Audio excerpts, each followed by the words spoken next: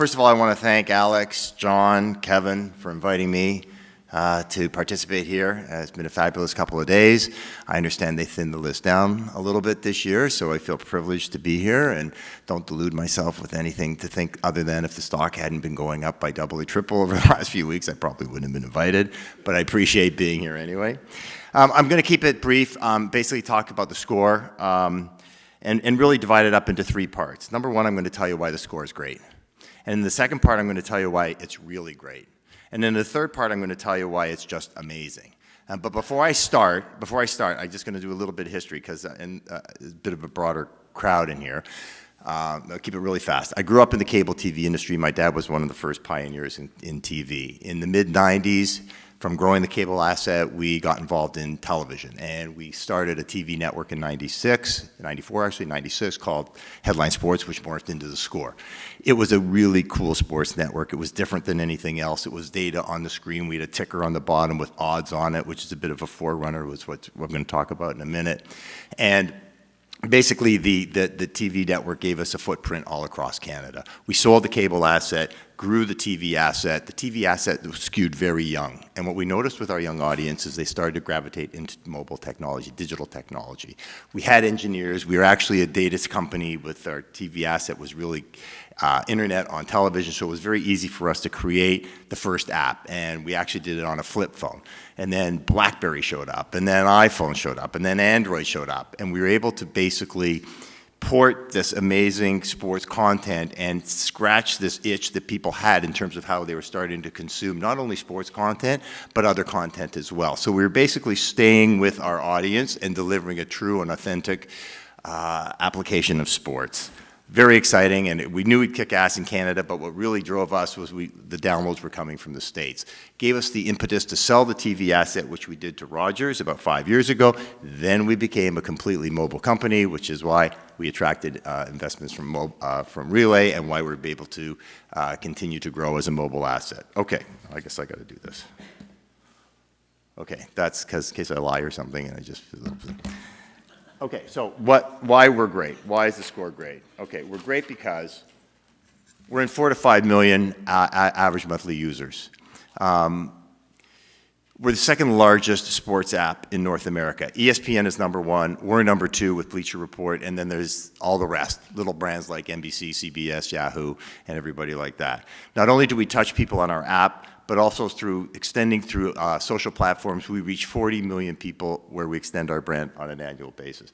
And not only do people come to our brand regularly, they come to us with huge engagement. They hit our app, particularly in the app, 100 to 120 times a month. That gives us the opportunity to generate revenue by selling advertising. We're also very proud of the fact, and I'm racing because I got to get through this thing. We also have a strong presence on all new platforms like Alexa, where not only do we just do the sports data, but we also do it our way, and we also do it with a flavor for what theScore is. Facebook Messenger available to hundreds of millions. We're the first sports company to provide bots on an international basis and gives us a footprint all across the globe. And then we also, in terms of, we do games on Facebook as well, which has been a lot of fun. I talked about Instagram. Instagram is one of the platforms that we had the fastest growing and most highly engaged sports accounts with Instagram. Esports, I just want to touch that for a moment. Esports was something that's brought to us by engineers about 3 years ago. Amazing opportunity, did some research on it, found that Amazon bought this little company called Twitch for $970 million. We knew there must be something there. We had an app, we created an app for it. A lot of people are throwing money at esports, but you have to do it cleverly.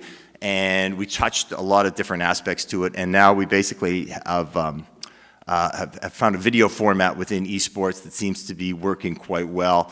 About 6 months ago, we were doing about 1 million or 2 million video views basically a month, and now we're up to something like 15 or 20 million video views a quarter.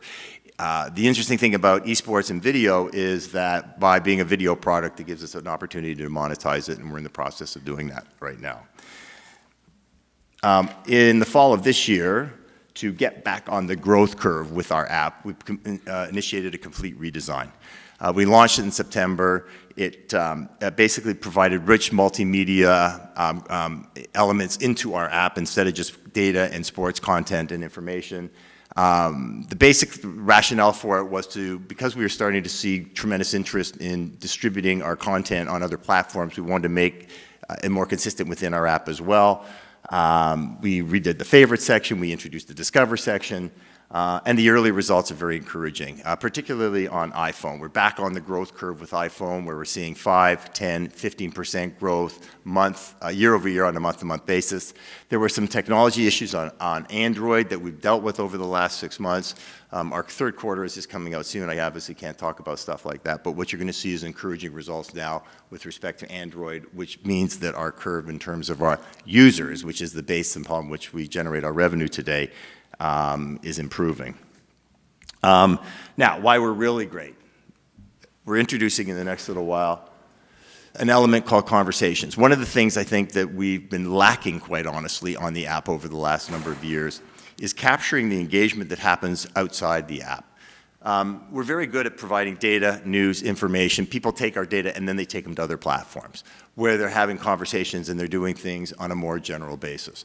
It's always been sort of my belief that why not make that available inside of our app? Why not let people share the content, comment on the content, and create that environment within our app? That not only will improve the engagement, but it'll also, be, if you've got a group of 15 or 20 friends, I'd love to think that all of them are on their app. I know they're not. So if you've got 8 or 9 or 10 of them on, and you're sharing this content, it's a way to bring new users back to our app, and we think we're going to increase the number of users as well.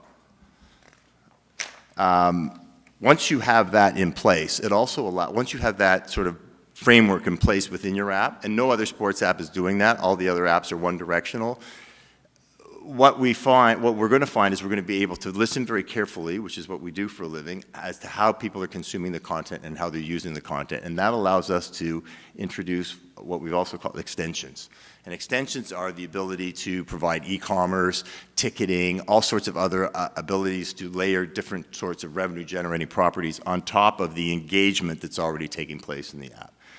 So we're very excited about that, and I think that as a second element to the new introduction of conversations is going to be able to drive revenue in the future. Okay, now what you probably all came to hear is this. This is why the app's going to be flipping amazing. Basically, what happened in 3 weeks ago was the U.S. Supreme Court repealed a regulation called PASPA. PASPA was the regulation which restricted sports wagering on sports games was only available in Nevada. When that got repealed, it opened it wide open across the whole United States. Now, first of all, it's a bit of a dog's breakfast because it is going to be state by state. And certain states are going to be more aggressive than other states, and the way they introduce them are going to be different. Some are going to have it locked to land-based casinos or to racetracks, and others are going to flip right to the mobile environment. The one thing that is clear is that it is coming. It's an established market, and the market is huge today and estimated to be $6 billion by 2023. Now, that's fine, but how do we participate in this? We've been waiting this for all our life. I've actually been waiting for this since I was 5 years old. But the truth of the matter is, our company was waiting for this since we designed the TV network. Remember I told you earlier, I sort of snuck in the fact that our ticker had the odds on it. We always dealt with gaming in an open and authentic way. We never did anything we weren't supposed to. We didn't get involved in the gray market because we knew this was coming. When the Supreme Court said last year they were going to listen to this, they were going to actually take this up, we knew it was about to happen. We didn't know we were going to get a complete win, but we got a complete win. What makes us special about this is we absolutely have a special sauce. There are great sports betting apps across the world. Betting has been legal in the UK and in Europe for ages. Betting also has been taking place, newsflash, in the US and in Canada for ages because people were using offshore accounts. The market is established. And there are really good betting apps out there.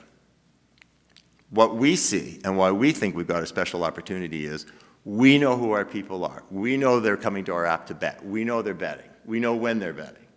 We know why they're coming to our app. It's to get the information, the content, the alerts that we push out, all the information we take, they ingest, they digest, and then they're out.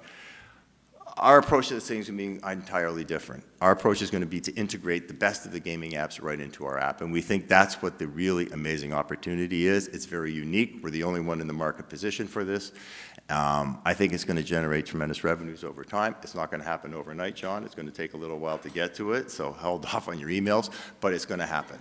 It's going to happen, and not only is it going to be very profitable for us, it's going to be a lot of fun. So I think I made it. Did I make it? I'm over.